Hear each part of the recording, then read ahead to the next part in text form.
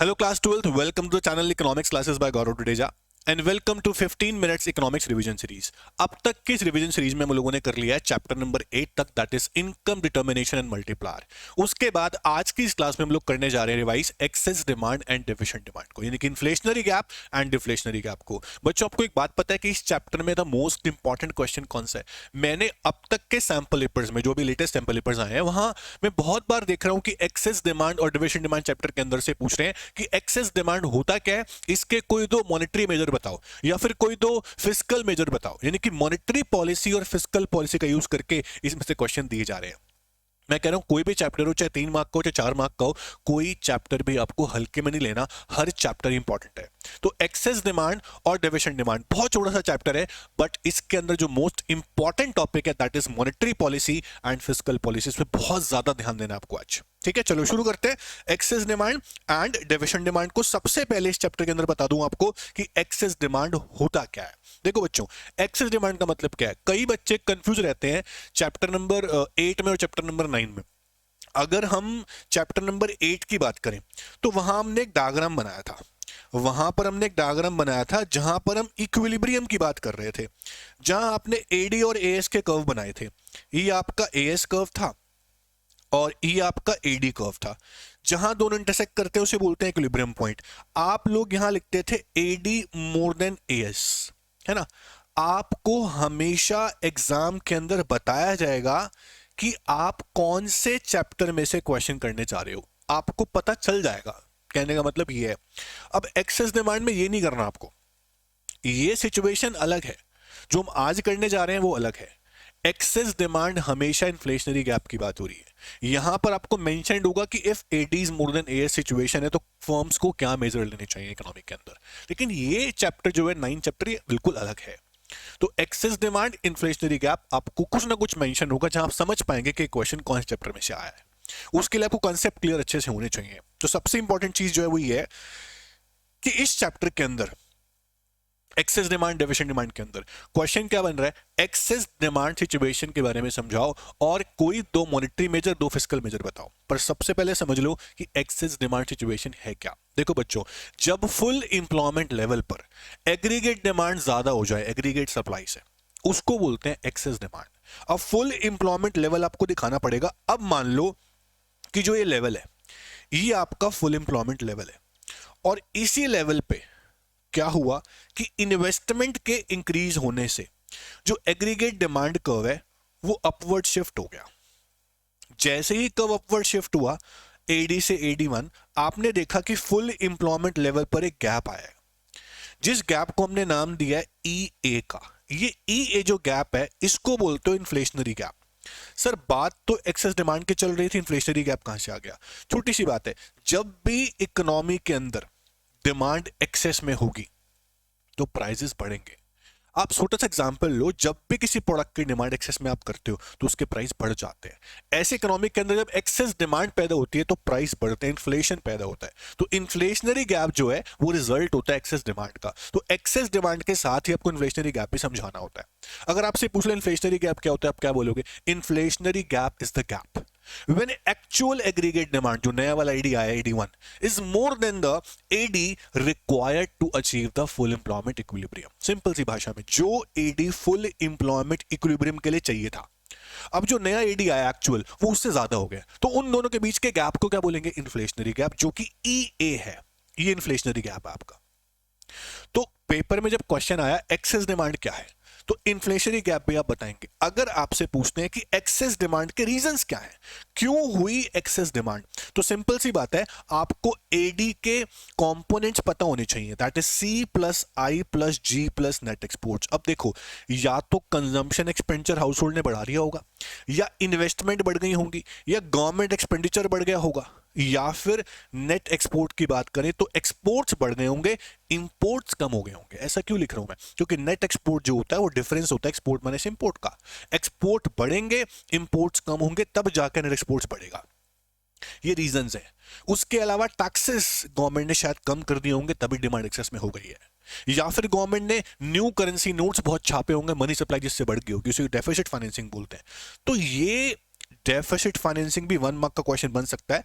ये सब रीजंस हैं जिसकी वजह से डिमांड एक्सेस हुई होगी और कंट्री में इन्फ्लेशन हो गया होगा, इन्फ्लेशनरी गैप अराइज हो गया होगा। तो अगर आपसे पूछें इसके मेजर्स बताओ भाई कैसे ठीक करेंगे, अब या तो बोलेंगे मॉनेटरी मेजर बताओ या बोलेंगे फिस्कल मेजर बताओ, पर मेजर्स करने से पहले एक बड़ा इंपॉर्टेंट चीज है, दैट इज इंपैक्ट। अगर आपसे पूछा कि एक्सेस डिमांड के इंपैक्ट्स क्या पड़ेंगे तो इंपैक्ट्स बता दूं आपको। आप एक्स एक्सेस पे क्या लेते हो? आप एक्स एक्सेस पे इनकम लेते हो, एक्स पे आप इंप्लॉयमेंट लेते हो, एक्स पे आप आउटपुट लेते हो। तो इन तीनों पे इंपैक्ट और प्राइस पे इंपैक्ट आपको बताना है।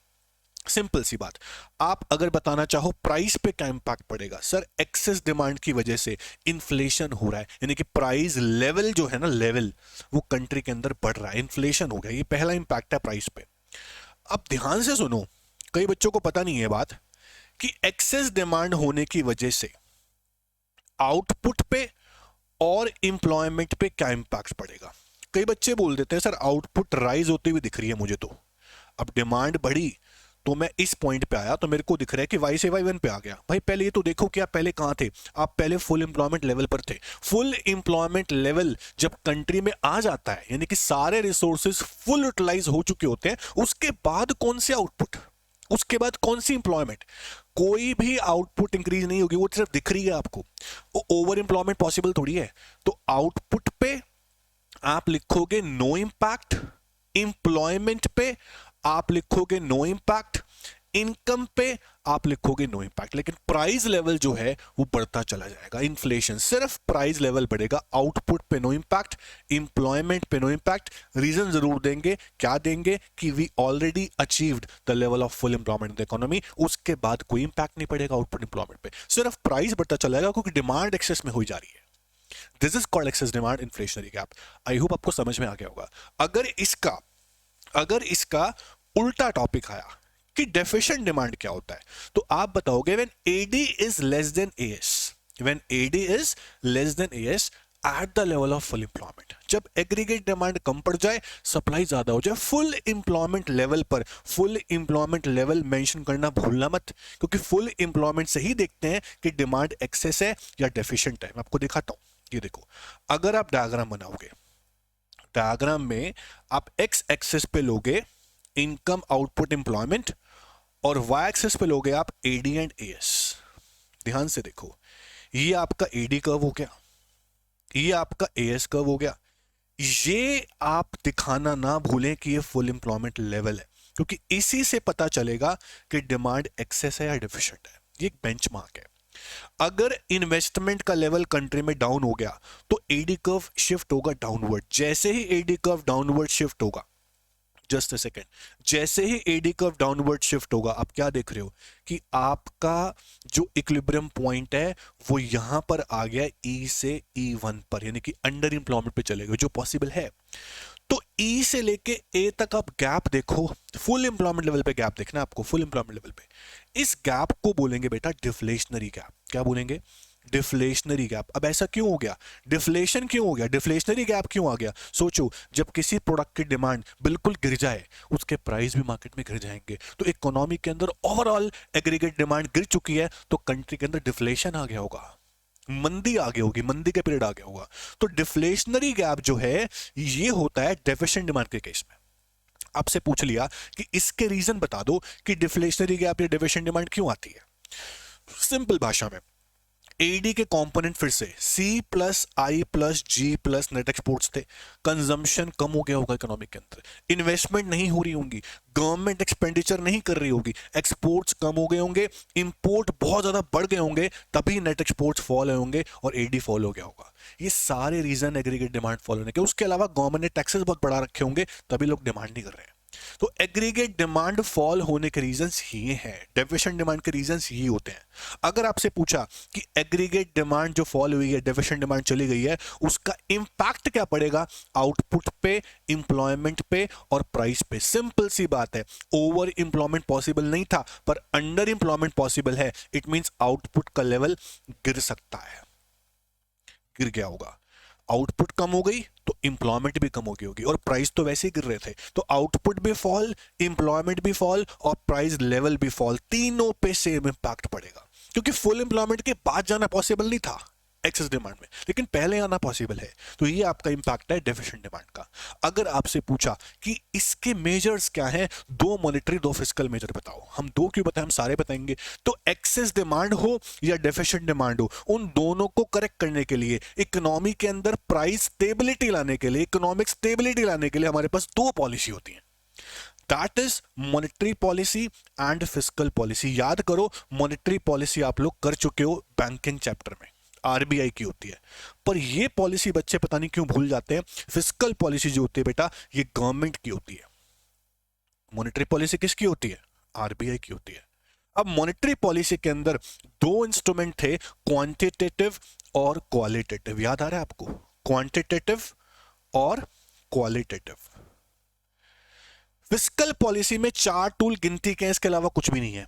सबसे पहला टैक्सेशन, इस पॉलिसी को रेवेन्यू एंड एक्सपेंडिचर पॉलिसी भी कहते हैं, ये मत भूलना। रेवेन्यू कहां से आती है? गवर्नमेंट को, टैक्सेस से। तो taxation is the first tool. दूसरा टूल है बेटा गवर्नमेंट एक्सपेंडिचर। तीसरा टूल है पब्लिक डेट। चौथा टूल है डेफिसिट फाइनेंसिंग। ये चार टूल जो है ना, इसको मिला के बनती है फिस्कल पॉलिसी। अब मुझे बता दो कि गवर्नमेंट कैसे एक्सेस डिमांड को ठीक करेगी with the help of monetary fiscal policy. अगर मार्केट में एक्सेस डिमांड चल रही है, अगर इकोनॉमी के अंदर एक्सेस डिमांड चल रही है, समझ जाना कि मनी सप्लाई बहुत ज्यादा है। तो इसको कनेक्ट कर लो बैंकिंग चैप्टर से। मनी सप्लाई ज्यादा थी तो आपने क्या किया था? मनी सप्लाई ज्यादा है तभी तो डिमांड एक्सेस में हो रही है। तो आपने क्या किया था? बैंकिंग चैप्टर में मनी सप्लाई ज्यादा थी, आप इसके अंदर क्या क्या लिखते थे? क्वांटिटेटिव इंस्ट्रूमेंट में क्या क्या लिखते थे आप बैंक रेट लिखते थे, आप रेपो रेट लिखते थे। एक शॉर्ट टर्म के लिए हो गया, एक लॉन्ग टर्म लोन के लिए हो गया। दोनों ही रेट को आप बढ़ाते थे। जैसे ही रेट बढ़ता था, कॉस्ट ऑफ बोरोविंग्स बढ़ जाती थी, लोन्स लोग कम लेते थे। अब लोन्स कम लेंगे, ऑटोमेटिकली डिमांड कम हो जाएगी। तो सेम जो मनी सप्लाई कम करने के मेजर्स थे, वही एक्सेस डिमांड कम करने के मेजर्स हैं। अगर उल्टा क्वेश्चन आया कि डेफिसिट डिमांड ठीक कैसे करें, तो बैंक रेट कम कर देना ताकि डिमांड बढ़े, लोन बढ़े। रेपो रेट कम कर देना। ऐसे ही सीआरआर, रिजर्व्स को अगर ज्यादा रखवाया जाएगा तो बैंक लोन्स कम क्रिएट कर पाएंगे, डिमांड कम हो जाएगी। ओपन मार्केट ऑपरेशंस था, buying and selling of government security. Government की सिक्योरिटी को आरबीआई बेचेगा, जब बेचेगा लोग खरीदेंगे और पैसा सारा गवर्नमेंट के पास, आरबीआई के पास। डिमांड कंट्री में कम हो जाएगी, सेल किया जाएगा। डेफिशिएंट डिमांड के केस में परचेज किया जाएगा ताकि मार्केट में पैसा आ जाए। तो सेम मॉनेटरी पॉलिसी सेम है। आप ध्यान दो फिस्कल पॉलिसी पे। मॉनेटरी आपने कर रखी है, बैंकिंग में रिवाइज भी हम कर चुके हैं। Fiscal policy most important. इसका मीनिंग समझो पहले क्या है। फिस्कल पॉलिसी देखो, इसमें भी कुछ टूल्स थे क्वालिटेटिव के अंदर, margin requirements, moral suasion, selective credit control, rationing, ये सब बैंकिंग वाली पॉलिसी है। Fiscal policy is most important, बच्चे भूल जाते हैं। फिस्कल पॉलिसी की डेफिनेशन क्या है, सुनो ध्यान से। Fiscal policy is the policy of government, not RBI, to control inflation और डिफ्लेशन इन द इकोनॉमी, या to maintain economic stability in the economy. अब सोचो, अगर कंट्री में चल रही है एक्सेस डिमांड, ध्यान देना मेरी बातों पे, अगर कंट्री में चल रही है एक्सेस डिमांड तो गवर्नमेंट क्या करेगी? सोचो, अगर एक्सेस डिमांड चल रही है, उसे कम करना है। उसे कम करने के लिए गवर्नमेंट जो टैक्सेस है ना, टैक्सेस डायरेक्ट हो इनडायरेक्ट हो, दोनों टैक्सेस को बढ़ा देगी ताकि लोगों की परचेजिंग पावर कम हो और लोग डिमांड कम करें। पब्लिक पे जो गवर्नमेंट एक्सपेंडिचर करती है उसे अब कम करेगी ताकि इतनी आउटपुट, इतनी इंप्लॉयमेंट, इतनी इनकम जनरेट ना हो, लोग डिमांड ज्यादा ना कर पाए। तो एक्सपेंडिचर को कम किया जाएगा, टैक्सेस को बढ़ाया जाएगा। अब पब्लिक डेट की बात करते हैं। गवर्नमेंट जब अपनी सिक्योरिटीज मार्केट में इशू करती है, लोग परचेज करते हैं, पैसा गवर्नमेंट के पास आता है, वो गवर्नमेंट को वापस करना होता है। तो इस टाइम गवर्नमेंट क्या करेगी? अपनी सिक्योरिटी को मार्केट में खूब इशू करेगी ताकि लोग खरीदें और सारा पैसा गवर्नमेंट के पास आ जाए, लोग डिमांड ना कर पाए। तो गवर्नमेंट ने सिक्योरिटी को इशू किया, सेल किया, एज लाइक आरबीआई। नए नोट प्रिंट करना, डेफिसिट फाइनेंसिंग मतलब printing of new currency notes by the RBI. किस लिए? To meet the deficit in government budget. जब गवर्नमेंट के बजट में डेफिसिट हो जाता है तो government new currency note print कराती है। वो करेंसी नोट्स अगर ज्यादा प्रिंट हो जाते हैं तो मनी सप्लाई बढ़ जाती है, डिमांड एक्सेस में हो जाती है। अभी गवर्नमेंट इस डेफिसिट फाइनेंसिंग को रोक देगी ताकि मनी सप्लाई और ना बढ़े, डिमांड और ना बढ़े, कम हो जाए। तो इसको कम किया जाएगा, नहीं किया जाएगा। अगर पूछते डेफिशिएंट डिमांड ठीक कैसे करें, फिस्कल मेजर बताओ, तो इनमें से कोई दो बता देना। टैक्सेस गवर्नमेंट कम कर देगी, डिमांड बढ़े, ताकि गवर्नमेंट एक्सपेंडिचर पब्लिक के ऊपर और बढ़ाएगी। किस केस में? डेफिशिएंट डिमांड के केस में। पब्लिक डेट के केस में क्या करेगी? सिक्योरिटी जो बेची थी वो वापस खरीदेगी, ताकि पैसा पब्लिक के पास आ जाए। नए नोट छाप सकती है, रेफरेंसिंग ज्यादा कर सकती है, ताकि डिमांड बढ़े।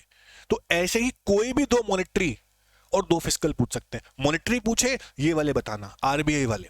फिस्कल मेजर पूछे ये बताना। पर एक बार देख लेना कि एक्सेस डिमांड का पूछ रहे हैं या डेविएशन डिमांड का पूछ रहे हैं। इस पे केस बेस्ड क्वेश्चन भी बना हुआ है। एक क्वेश्चन बताता हूं आपको, पेपर में देखा मैंने, उसमें दिया हुआ था कि इकोनॉमी के अंदर अभी एक्सेस डिमांड जो है ना वो बहुत ज्यादा हो रखी है, सिचुएशन बहुत वर्स हो रखी है, डिमांड ज्यादा कर रहे हैं, इन्फ्लेशन बहुत ज्यादा पैदा हो गया है। तो क्या करे गवर्नमेंट?